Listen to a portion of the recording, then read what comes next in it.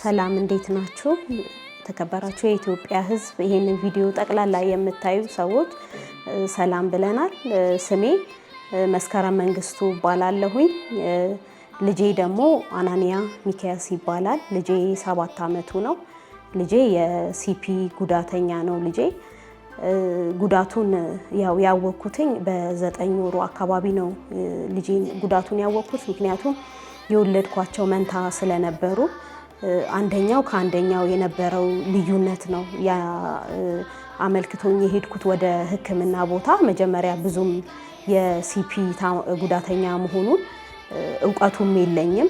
ከእንደገና ልጅ መቼ ሲወለድ ያለው ነገር ይታወቃልና ደግሞ የኔ ልጆች መንታ ስለሆኑ አንደኛው ከአንደኛው ልዩነቱን እያየሁኝ ነው። ምክንያቱም በ3 ወር አንዱ የነበረው አክቲቪቲ በ6 ወር የነበረው ነገር ያኛው ደግሞ አንደኛው ልጄ ጉዳተኛው ደግሞ ምንም አይነት እንቅስቃሴ እያሳየኝ ስላልሆነ ወደ ሕክምና የሄድኩት በ9 ወሩ አካባቢ ላይ ነውና የዛኔ ነው እንግዲህ የልጄን ጉዳት ያወቅኩትኝ።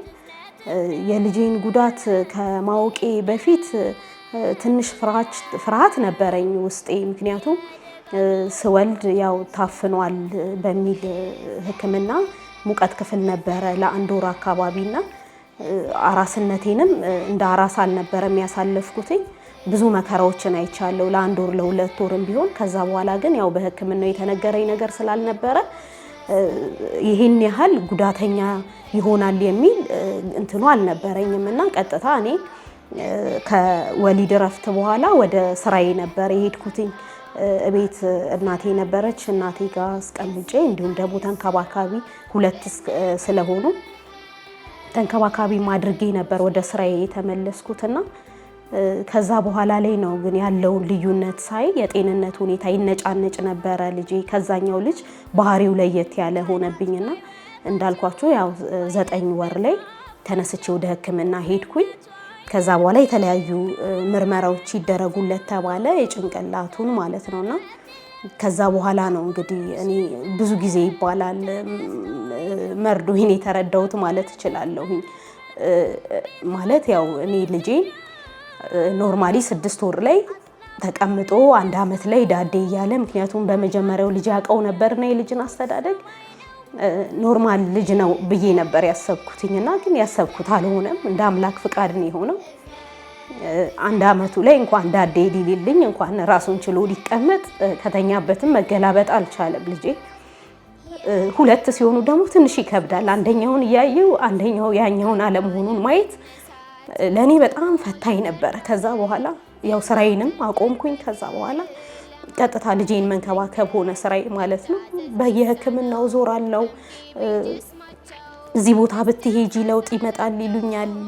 ፊዚዮቴራፒዎች ከሰው ነው በቃ የተለያየውን ኢንፎርሜሽን ሰማው የነበረው ከሕክምና ባለሙያዎች ሳይሆን ሰዎች እንደዚህ ሄጄ ነበር ለውጥ ያገኘሁት በዚህ ነው ሲሉኝ በቃ ያሉኝ ቦታ ሁሉ በመሄድ ለልጄ መፍትሄ የማመጣለት መስሎኝ ነበርና ግን እንደ አምላክ ፍቃድ ሆኖ እኔ ተስፋ ባደረኩት እድሜ ላይ አይደለም ልጄ ለውጥ ያመጣው። 1 ዓመቱ ላይም እንዳልኩት ምንም አይነት እንኳን ዳዴ ማለት እንኳን ለመቆም መሞከር እንኳን እማማ አባባ ለማለት ይናፍቃል። ያኛው እማማ እያለ እየጠራኝ ይሄኛው አለመጥራት፣ አልጋ ላይ ተኝቶ መዋል፣ ምግብ ያኛው የሚበላውን ይሄኛውን አለመብላት ለኔ በጣም ከባድ ፈተና የሆነብኝ እሱ ነበርና ከ1 ዓመት ከ2 ወር በኋላ ደግሞ የጭንቅላት ጉዳት አለበት። መናገር አይችልም፣ በራሱ መቀመጥ አይችልም። ወደፊት እንግዲህ ምናልባት በሚል ተስፋ ነበረ ሕክምና ባለሙያዎች የሰጡኝ። ያንን ሁሉ ተስፋ ይዤ ደግሞ ሌላ ምን አይነት ነገር ተከሰተ? ልጄ ያኛው ልጅ የሆነ ያየውን ነገር ሲያጓጓው ሲጫወት ሳይ አይኑን ደግሞ ለምንድን ነው ይሄኛው እንኳን በተኛበት ማያየኝ? ሰው ሲመጣ ለምንድን ነው ማይዞረው እያልኩ ደግሞ በጣም እጨነቅ ነበርና በቃ ለመሄድ ራሱ ሕክምና ሌላ መርዶ በቃ የሚነግሩኝ አይኑ የሆነ ነገር ሆኗል የሚሉኝ ምናምን ነበር የመሰለኝና በኋላ ላይ ግን ያው እንደፈራሁት አልቀረሁም። ወደ የሚከታተልበት ሐኪም ቤት ሄድኩኝ። ከዛ ዶክተር እኔ ልጄ አይኑን ፈራሁት፣ ምክንያቱም ሰዎች ሲመጡ አያይም ከእንደገና እኔንም ራሱ ትኩረት ሰጥቶ አይመለከተኝምና አይኑ እንዲታይልኝ እፈልጋለሁ አልኩኝ። ወደ አይነ ደሞ ህክምና ሪፈር ተደረኩኝ። ወዲያውኑ አላደርኩም። በእውነት ጠዋት ሪፈር ተደርጌ አስታውሳለሁ። ከሰዓት ተነስቼ ሪፈር የተደረኩበት ሆስፒታል ሄድኩኝ። ግን የዛን ሰዓት አላስተናገዱኝም ነበረ፣ ምክንያቱም ጠዋት ነበረ ሕክምና። ወረፋ ይዤ መጣሁኝና ደግሞ በማግስቱ ሌሊት ሄድኩኝ። ቁጭ ብዬ ነው ያደርኩት። ደግሞ ምን ሰማ ይሆን አለመናገር እሺ ይሁን አለመቀመጥ ይሁን ደግሞ ምን አያየኝም ማለት ነው። እንዴት ደግሞ ይሄን መርዶ ልሰማ ነው በቃ የሚል ፍርሃት ቁጭ ብዬ አደርኩኝ ማለት ነው። ያው አይነጋ የለም ነጋ። በማግስቱ ሄድኩኝ ወደ አይን ሕክምና ወደ ታዘዝኩት ቦታ። እዛ ሲሄድ ቅድሚያም ነበር የሰጡኝ። ከዛ በኋላ ገባሁኝ። እኔ በእውነት አሁን ድረስ አመሰግናለሁ በእርግጥ ዶክተሮቹ በምን ያህል ትሪት አድርገው እንደነገሩኝና ልጅሽ አይኑ ደህና ነው፣ የደረሰበት ጉዳት ያው ከጭንቅላቱ ጋር የተያያዘ ጉዳት ነውና ግን ያው እይታ የለውም ቀጥታ ልጅሽ አያይም ሳይሆን የነገሩኝ አነጋገር ስሜት ያው ልጅሽ እንደማያይ በነርቭ ምክንያት እንደሆነ ነው ትሪት አድርጎ የነገረኝ ዶክተሩ ማለት ነው። ለኔ ግን በጣም የከበደኝ ከልጄ ጉዳት ሁሉ የአይኑ አለማየት በጣም ከብዶኛል ማለት እስካሁን ድረስ ራሱ ማለት ነው። በቃ ይጫወታል የሆነ ነገር ይላል ምናምን፣ ግን እስከ ዛሬ ድረስ 7 ዓመት ሙሉ እኔ እናቱን አለማየቱ ወንድሙ መንትያ አብሮት ወጥቶ የነበረው መንትያ አለማየቱ አሁን ድረስ የአይኑ ጉዳይ በቃ ሁሌ ከውስጥ የማይወጣ ነገር ማለት ነው። እና ተስፋ ግን አደርግ ነበር በቃ የሆነ ቀን ይሻለዋል፣ የሆነ ቀን ያያል። በቃ 2 ዓመቱ ላይ 3 ዓመቱ ላይ 4 ዓመቱ ላይ እያልን ቤተሰብ በጠቅላላ ነበር ተስፋ የሚያደርገው። ይሄን ያህል ልጄ እንግዲህ አሁን 7 ዓመቱ ነው። 7 ዓመት ሙሉ በዚህ ነው ያህል ጉዳት ይኖራል ብዬ አንድም ቀን አስቤው አላውቅም። ተስፋ ቆርጬ አላውቅም። የወለደ ያውቀዋል። በቃ ከሆዴ ነው የሚሰፈሰፈው ስለሱ ሳስብ በቃና ብቻ አምላክ ይመስገን ያው ልጄ አሁንም አለ እስከ 7 ዓመቱ ድረስ። ያው በእርግጥ ዶክተሮች ተስፋ ብዙም ሰጥተውኛል አልነበረም በፊት ላይ ብዙም እድሜ አይኖረውም እና እስከ ቻልሽ ድረስ ተንከባከቢው ምናምን ነበር የተባልኩት። ግን ይኸው እስካሁን ድረስ ልጄ አለ በህይወት አለ። እንደተባልኩት አጭር ጊዜም አልነበረም የነበረው። ይኸው እንግዲህ እስካሁን አለ ፈጣሪ እንደፈቀደው 7 ዓመት ሙሉና በዚህ ያህል ሁኔታ ውስጥ ነበረ እንግዲህ ያለፍኩት። ያው እንዳልኩት ስራም አልሰራም ነበረ ቤት ውስጥ በቃ ለልጄ ምን ላድርግለት የሚበላው ነገር ምንድነው? 2 ዓመት ድረስ ልጄ ሴሬፋም ነበር የሚበላው። አነባዋለሁ ካርቶኑን የሚለው ከ6 ወር እስከ ተወሰነ ጊዜ ድረስ ነው የምግቡ አገልግሎት የሚሰጠው። ግን ልጄን እኔ ከእድሜው በላይም ሆኖ ያንን ሴሬፋም ስመግበው በጣም ያመኝ ነበረ። ምክንያቱም እንዴት እድሜው ሄዶ ይሄንን ትመግቢዋለሽ ይሉኛል ሰዎችም ሲያዩ፣ ሲቀጥል ደግሞ ራሴም ሳየው ይጠቅመዋል ወይ ከእድሜው በታች የሆነ ምግብ እየመገብኩት እንዴት ይላልላለሁ። ምክንያቱም ማላመጥ አይችልም ነበር፣ አኝኮ መዋጥ አይችልም ነበርና ከዛም በኋላ ነው እንግዲህ ከ2 ዓመቱ በኋላ ነው ነገሮችን እስቲ እየፈጨው ደግሞ ልሞክረው ብዬ እያበሰልኩኝ ከሌሎቹ ልጆቼ ምግብ ቀንሼ እየፈጨሁኝ ማለማመድ የጀመርኩት ማለት ነውና ግን ያን ሁሉ ነገር ለማድረግ ቤት ውስጥ በጣም ከባድ ነበር። አንደኛ እነሱ የሚፈልጉትን ምግብ ገዝቶ ራሱ ፈጭቶ ለመመገብ የግድ ገንዘብ ይጠይቃል። ኢኮኖሚ የግድ ደና መሆን አለበትና እኔ ደግሞ በዛን ጊዜ ለሕክምናው የነበረኝን ነገር ሁሉ አውጥተናል። ብዙ ነገር ደርሶብናል። በቃ ያለንን የሌለንን ሁሉ ነገርና ከዛ በኋላ ለልጄ ያንን ለመመገብ ራሱ በጣም እቸገር ነበረ። ቀጥሎ ደግሞ ዳይፐር በቃ ልጄ እንደማንኛውም ልጅ ከፍ እያለ በመጣ ቁጥር እንግዲህ መናገር የማይችል ልጅ፣ በራሱ መቆጣጠር የማይችል ልጅ፣ ፖፖ ስጡኝ የማይል ልጅ እንግዲህ የግድ ዳይፐር ላይ ነው ያለውና ዳይፐሩ መግዛት ደግሞ ለኔ በጣም ፈተና ሆኖብኝ ነበር። እኔ ካለ መስራት አንፃር ደግሞ ይበልጥ አክብዶብኝ ነበር ህይወቴ። የሁሉ ነገር ነው እንግዲህ ቤት ውስጥ እናሳልፍ የነበረውና ያው በፊዚዮቴራፒ በህክምና ቀጠሮ የተለያየ እናቶችን እናገኛለን፣ እናወራለን ያለብንን ችግር በቃ እንዴት ይሻለናል እስከመቼ ድረስ ነው ይሄ ሁሉ ችግር ከእናቶች ጋር እንወያይ ነበርና በአጋጣሚ ከዘይባ ጋር ተገናኘን፣ ከእዝነት መስራች ጋር ማለት ነው። እሷም ልጇን ፊዚዮቴራፒ ስታሰራ እኔም ደግሞ ላሰራ ሲሄድ ተገናኘንና አንዳንድ ነገሮችንና እሷ ብርታታችን ነበረች እዛ ቦታ ላይ። በቃ ሁሌ የምትለን የነበረው ምንድነው አብሽሪ በቃ ለኛ ቀን ይወጣልናል፣ አንድ ቀን ልጆቻችን ውለው ይገባሉ የሚል ተስፋ ነበረንና እኛም ያንን ተስፋ እንግዲህ ተስፋ አድርገን እውነትም እንዳለችው ደግሞ ተስፋዋም ባዶ ሆኖ አልቀረም። እንግዲህ እዝነትን ለመመስረት በቃች ማለት ነውና እዝነትን የመጀመሪያ ስትመሰርተው ቅድሚያ የደወለችልኝ ለኔ ነበረ። ተደወለልኝ እንደዚህ አይነት ነገር ልጅ ነበረሽና እስቲ ብትመጪ ወደኛ ማዕከል ብትመጪ ተብዬ ስልክ ተደወለልኝ። ቀጥታ ልጄን አዝዬ ነበረ በተደወለልኝ ከሰዓቱ ነው የመጣሁት። ከዛ ልጄን አዩት። ያው የተከፈተውም ለሲፒ ጉዳተኛ ልጆች ነው። ኬዙም ያው ልጄ ሲፒ ስለሆነ ተቀበሉኝ ማለት ነውና ስንመሰርተው እንግዲህ በስድስት እናቶች እዛው ምግባችንን እያበሰልን እዛው ለልጆቹ ለኛም እዛው ቡና እያፈላን እዛው ምግብ እያበሰልን ተመሰረተ ማለት ነውና እኔ ወደ እዝነት ስመጣ ግን ምን አይነት ነገር ነው በህይወቴ የመጣው? በቃ ፍጹም ተስፋ ነበር ያደረኩት ማለት በቃ ተስፋዬን አጥቼ ነበር ብዬ ተቀምጫለሁ ብያለሁ ከዚህ በፊት። ምክንያቱም ስራ የሚባል ነገር እሱን ይዤ መስራት እንደማልችል በህይወቴ ያወቅኩትኝ። እንዴት እወጣለሁ? በቃ እሱን ትቼ እንዴት እወጣለሁ? ምግብ የሚፈልገው እኔ ሳበላው ነው። ዳይፐር እኔ መቀየር አለብኝ። የሚጥል በሽታ በየሰዓቱ ያንቀጠቅጠው ነበር። የግዴታ እኔ እያየሁኝ ኮንትሮል ካላደረኩት ሌላው ሰው እንደኔ ሆኖ ልጄን መጠባበቅ አይችልምና ስራዬን ጭራሹን አቆሜ ልጄን በእንክብካቤ ውስጥ የነበርኩ ሰዓት እንዳልኳችሁ በኢኮኖሚው በምግቡ ያለው ነገር በጣም ከብዶኝ በነበረ ሰዓት ነው እዝነት የተመሰረተው። ወደ እዝነት ስንመጣ እንግዲህ ምንድነው የሆነው? ምግባቸውን እነሱ በሚፈልጉት መንገድ እየበሰለ እየተፈጨ መመገብ ጀመሩ። ወተት እዛው ከድርጅቱ መውሰድ ጀመርን። ዳይፐር እዛው እየዋልን መጠቀም ጀመርን። ከእንደገና ደግሞ እናቶች ራሳችን እዛ ተስፋ መሰጣጣት ጀመርን ማለት ነው። ያንዱን ህይወት ሲያወራ ለካ እንደዚህም አለ እኔ ብቻ አይደለሁም የሚለው ነገር በህይወታችን መጣና እኔ እንደ አዲስ የመወለድ እንደ አዲስ ተስፋ የማድረግ ነገር ነው ለኔ በህይወቴ እዝነት ያመጣልኝ። ምክንያቱም እኔ አሁን ድረስ አስበው እንዴት ነበረ ልጄን ይዘው የነበረው? ይሄ ሁሉ ወጪ ይሄ ሁሉ ነገር እንዴት ነበረ ወጣው የነበረው? በቃ ሳስበው በጣም ነው የሚከብደኝ። ምክንያቱም ያኔም ከብዶኛል። ዳይፐር ለመግዛት የነበረው ፈተና፣ ለሱ ምግብ መግዛት የነበረኝ ፈተና እኔና አምላክ ብቻ ነው የነበረንን ጭንቀት የምናውቀው። በዛ ሰዓት ቤተሰቦቼ ጠቅላላ በቃ ለኔ ነበር የሚያስቡት።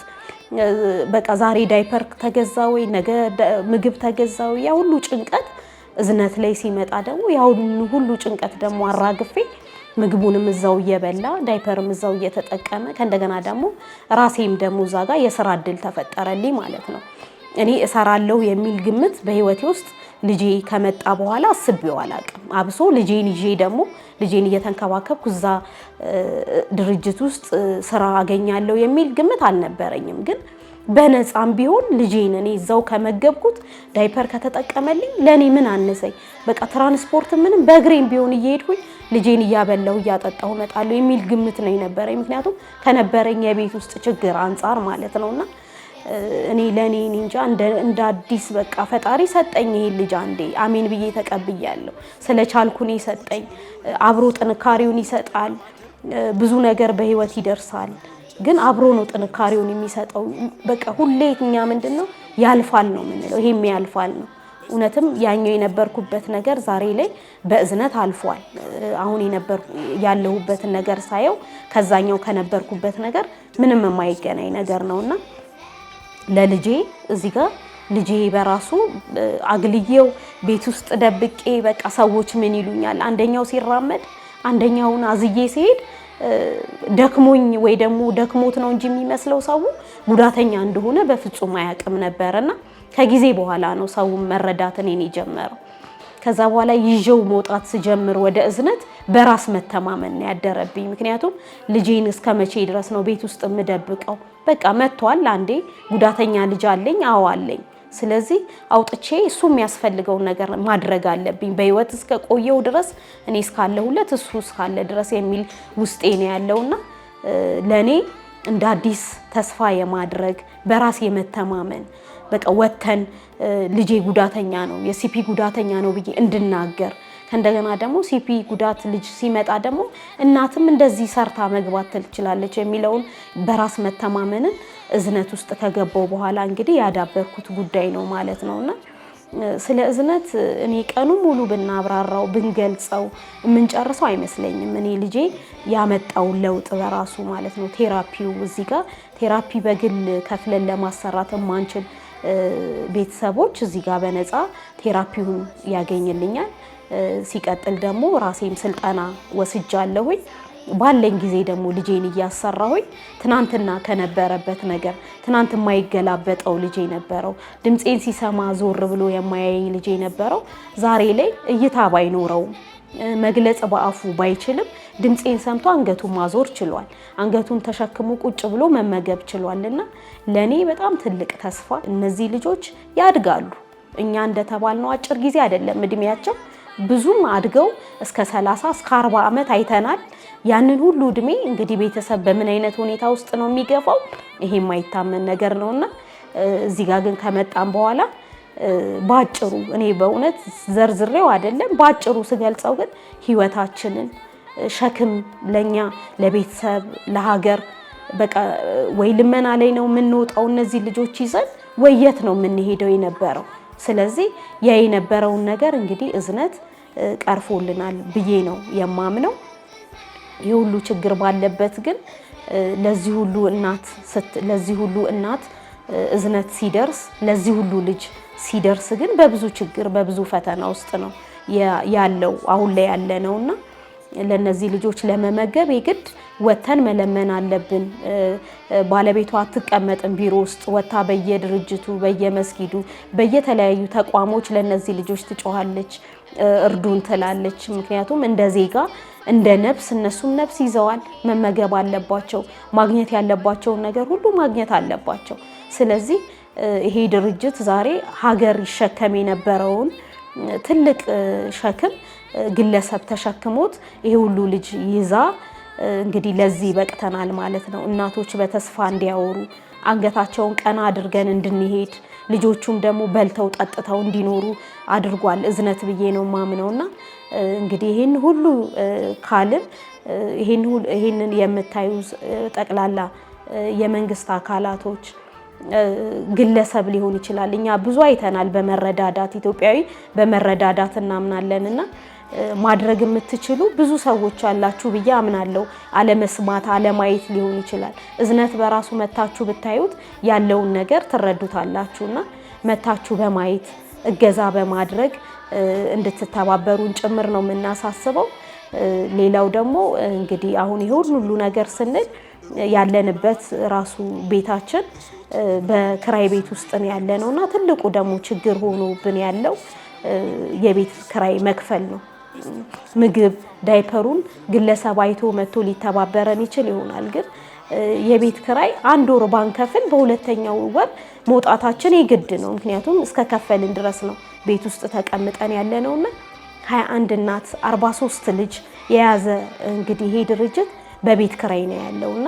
እኔ እስካሁን ድረስ ወይ አለመስማት ይሆናል ወይ አልደረሳቸው ይሆናል ብዬ ነው የማምነው እንጂ እውነት ይሄ የኛ ድምጽ ከተሰማ የነዚህ ምንም የማያውቁ ልጆች ድምጽ ከተሰማ የሚመለከተው አካል ሁሉ የቤታችንን ችግር ይቀርፍልናል ብለን እናስባለን ምክንያቱም እኛ ልጆቻችን ይሄ ቤት ባይኖር በቃ ተበታትነን ምን እንደምንሆን እንዳልኩት ነው እኔ ቅድም መስራት ማልችል የነበርኩ ሰው ዛሬ ላይ ወጥቼ መስራት ችያለሁ ልጄን መመገብ ያቅቶኝ የነበረ ሰው ዛሬ ላይ ልጄን አውጥቼው መመገብ ችያለሁና ይሄ ሁሉ ነገር ያረረገ ቤት ይሄ ሁሉ ስራ የሚሰራ ድርጅት እንደዋዛ መጣል አለበት ብዬ አላምንም ከኛ ደግሞ ባሻገር ብዙ እናቶች ተስፋ አድርገውናል ማለት እኛ መውጣታችን በቃ ለካ ልጆቻችን መደበቅ የለባቸውም ለካ እናቶች መስራት ይችላሉ የሚል ተስፋ አድርገው ብዙ የሚጠብቁን ወገኖች አሉና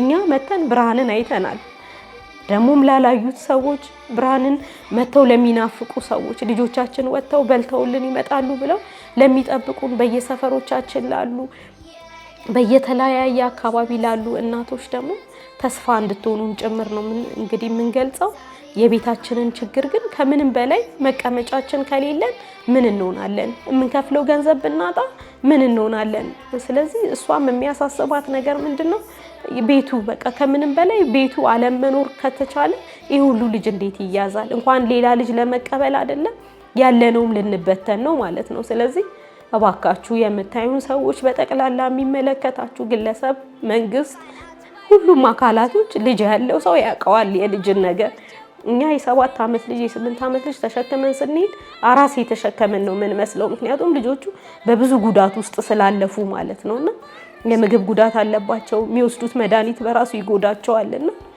የ7 የ8 ዓመት ልጆቻችንን እንደ አራስ እየተሸከመን እየወጣን ከእንደገና ደግሞ ይሄንን መግቢያችንን ተስፋችንን ደግሞ አታሳጡን ነው የምንለው። የሚያይን ሰው በጠቅላላ የኢትዮጵያ ሕዝብ፣ መንግስት፣ የሚመለከተው አካል እነዚህ ልጆች እውነት ንጹህ ልብ አላቸው፣ ለውጥ የሚያመጡ ልጆች ናቸው።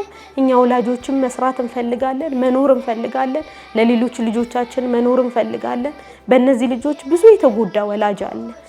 ወጥቶ መስራት ወገብ ህመም ያለበት በመሸከም ብዙ ቦታ በመድረስና እባካችሁን የምታዩን ሰዎች በጠቅላላ መንግስት የሚመለከተው ይሄንን ችግራችንን የቤት ችግራችንን እንድትፈቱልን እንዳንበተን ስንል በልጆቹ ብዙ በተቸገሩት ወላጆች ስም እንማጸናለን። ስለተከታተላችሁን እናመሰግናለን።